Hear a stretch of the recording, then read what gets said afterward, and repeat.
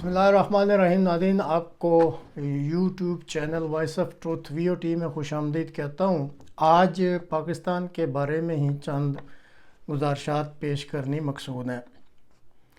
ایک دفعہ ایک خاوند جو ہے وہ مالی مشکلات کا شکار ہو گیا۔ بیوی پاس آئی اور اپنے ہیرے والی انگوٹھی پیش کی کہ اس کو بیچ کر آپ اپنی ضروریات پوری کر لیں۔ خاوند نے بڑی بے بسی سے بیوی کی طرف دیکھا اور دوبارہ دھاڑے مار کے رونے لگ گیا۔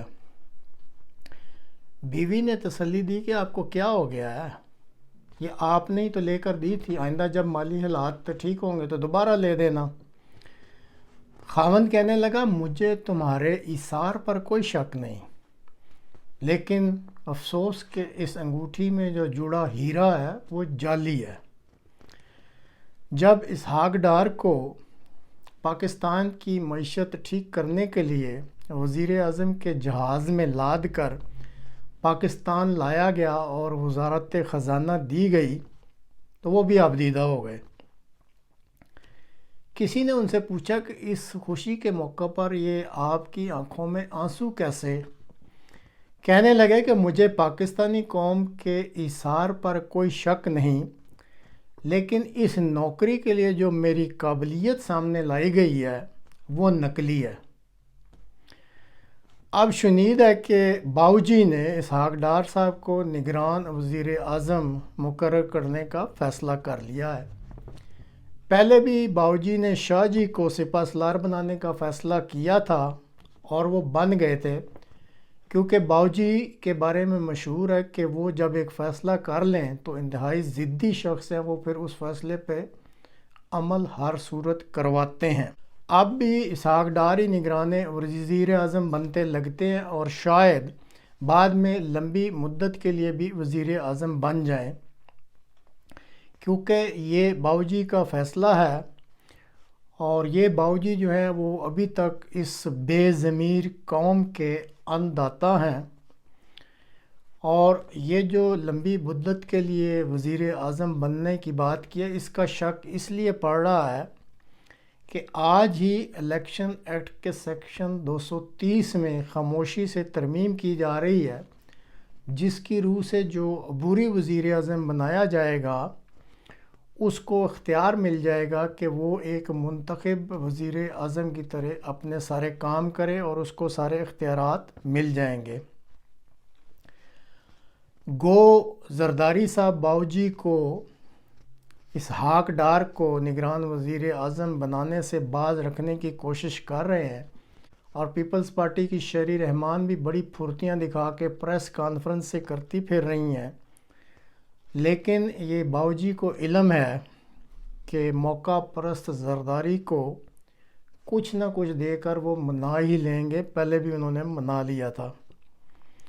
اب اس قوم کے بے ضمیر اور بے حس لیڈروں پر صرف ماتم ہی کیا جا سکتا ہے۔ اسٹالن نے ایک بار کہا تھا کہ اہمیت ان کی نہیں جو ووٹ ڈالتے ہیں، اہمیت ان کی ہوتی ہے جنہوں نے ووٹ گننے ہوتے ہیں۔ اب ذرا صورتحال دیکھیں کہ ووٹ گننے والے بھی باؤجی کے، اب انتظامیہ بھی باؤجی کی۔ پنجاب کی ساری ضلعی انتظامیہ کو نئی گاڑیاں دے دی گئی ہیں، کیونکہ الیکشن کا رزلٹ باؤجی نے اپنی مرضی کا لینا ہے۔ عمران خان لگتا ہے بے بسی سے یہ سارا کچھ دیکھتا ہی رہے گا، کیونکہ اس کو تو اپنے کیسز سے فرصت ہی نہیں۔ ابھی جو خبر آئی کہ الیکشن کمیشن نے آئی جی اسلام آباد کو کل اس کو گرفتار کر کے الیکشن کمیشن کے سامنے پیش کرنے کا آرڈر دے دیا ہے۔ قوم مردہ قوم ہے، اس کو اپنے حقوق کا نہ پتہ ہے اور نہ لینے میں کسی قسم کی دلچسپی ہے، اور نہ ہی وہ کسی قسم کی قربانی دینے کے موڈ میں ہے۔ اسی طرح اقوام متحدہ میں جو پاکستان کے مستقل مندوب ہیں، اور وہ جنیوا سوئٹزرلینڈ میں پاک حکومت کی توجہ کے لیے ان کو جنیوا میں ایک خط تھمایا گیا ہے، اور اس خط کے مندرجات کافی سخت ہیں۔ اس خط کے مندرجات کے مطابق پاکستانی حکومت کو احمدیہ جماعت کے خلاف پاکستان میں ہونے والے جو واقعات ہیں ان کی شدید مذمت کی گئی ہے، اور موجودہ حکومت کو احمدیوں کی حفاظت اور ان کے حقوق کی بحالی کے لیے بہت سخت الفاظ میں پیغام دیا گیا ہے۔ اب یہ خط ملنے کے بعد بظاہر جیلم کے ڈپٹی کمشنر ہیں سمیع اللہ فاروق صاحب، وہ ایکشن میں آ گئے لگتے ہیں، اور ٹی ایل پی کے چیف جو سعد رضوی ہیں ان کے خلاف 2 ایف آئی آر درج کرائی گئی ہیں، اور اس میں یہ کہا گیا ہے کہ یہ احمدیوں کے خلاف نفرت انگیز مہم چلا رہے ہیں، یہ ان پہ الزام لگایا گیا ہے۔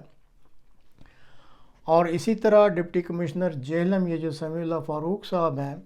انہوں نے اعلان کیا ہے کہ وہ ٹی ایل پی کے اس چیف سعد رضوی کے خلاف اپنا گھیرا تنگ کر رہے ہیں۔ اب دیکھتے ہیں آگے چل کے کیا ہوتا ہے، کیا وہ اپنے اس اعلان پہ کھڑے رہتے ہیں یا پھر کوئی اور ہی صورتحال بن جاتی ہے۔ آقائے پاکستان امریکہ کے ایک نمائندے سینٹ کام کے جو چیف کمانڈر ہیں جنرل میخائل ایرک کوریلا، انہوں نے آج سپہ سالار پاکستان سے ملاقات کی ہے۔ اب کور سٹوری کے طور پہ میٹنگ کا ایجنڈا جو پاکستان میں دہشت گردی کی افغان سرزمین سے کارروائیاں ہو رہی ہیں طالبان کے ذریعے، ایجنڈا وہ بنایا گیا ہے یا پریس کو وہ دیا گیا ہے۔ اسی طرح پھر جو یو ایس کا اسٹیٹ ڈپارٹمنٹ ہے اس کے ترجمان ہیں ماتھیو Miller,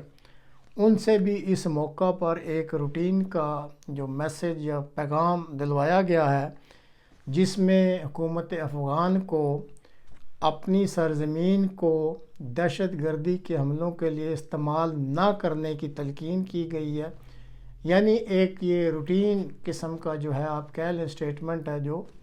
state department of U S A نے اس موقع پہ، جب کہ سینٹ کام کے کمانڈر ہمارے سپہ سالار سے مل رہے تھے، تو اس موقع پر ان کی طرف سے بھی اس قسم کا ایک بیان آ گیا ہے۔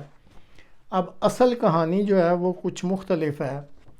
جیسا کہ بہت سے پروگراموں میں بتایا گیا تھا کہ یہ جو رجیم چینج آپریشن ہوا تھا اس کا مقصد ہی تھا کہ یو ایس کے لیے اس خطے میں پاکستان جو ہے وہ سہولتیں مہیا کرے، اور اب شنید ہے کہ یوکرائن میں جو ہے وہ نام پاک فوج کا تو نہیں لیتے، لیکن پاک ملیشیا کے نام سے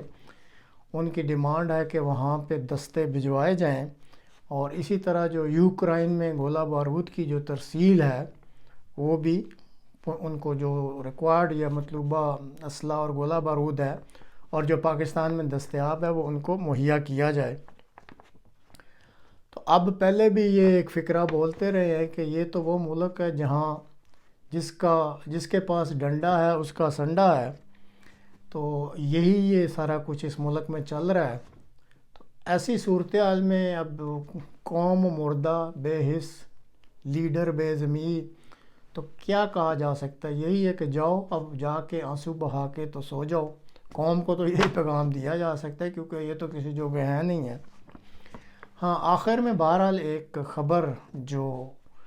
بہت زبردست خبر ہے اور بڑی حوصلہ افزا ہے وہ آپ سے شیئر کرنی ہے کہ ایک مکرمی فرخ فرید صاحب ہیں جو کہ ایڈیشنل سیشن کورٹ اسلام آباد کے جج ہیں، انہوں نے ایک بم شل قسم کا فیصلہ دیا ہے، یعنی جس کے فیصلے کے بعد کہہ لینا کہ ایک بم پھٹ گیا ہے۔ اور جو ہی یہ فیصلہ سامنے آیا ہے تو اس فیصلے کی روح سے جو پاکستان کے اصل حکمران ہیں اور ان کے جو سہولت کار ہیں، میں تو کہوں گا کہ ان کو اس جج نے چاروں شانے چت کر دیا ہے۔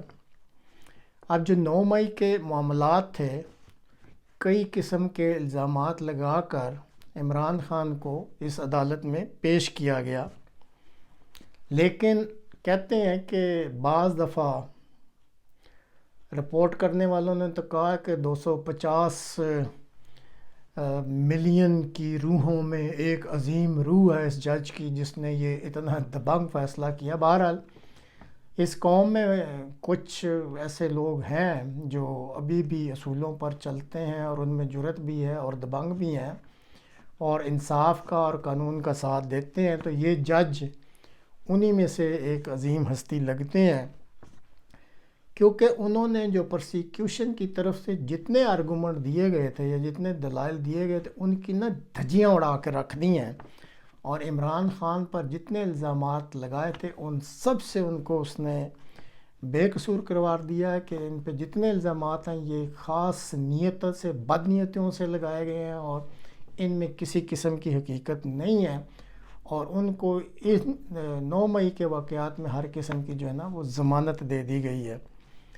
اب جب یہ فیصلہ ہوا تو ظاہر ہے جو بناتے ہیں یہ کیسز وہ بھی ان میں سے کچھ مونچھوں والے بھی ہیں،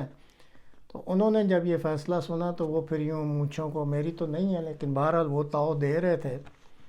کہ ٹھیک ہے ابھی تو آپ یہ فیصلہ لے لو، لیکن جلدی قاضی فائز عیسیٰ صاحب چیف جسٹس آف پاکستان بننے والے ہیں،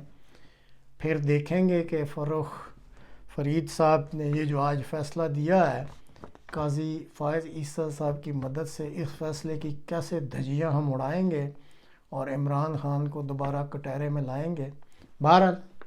میں نے کہا آپ سے یہ شیئر کر لوں کہ ایک طرف دھمکیاں دینے والے ہیں اور ایک طرف ایک سیشن کورٹ کا جج ہے فروخ فرید، سلوٹ ہے ایسے جج کو جس میں اس صورتحال میں بھی ایسی جرت ہے کہ وہ قانون کے ساتھ کھڑا ہے اور حق اور انصاف کا ساتھ دے رہا ہے۔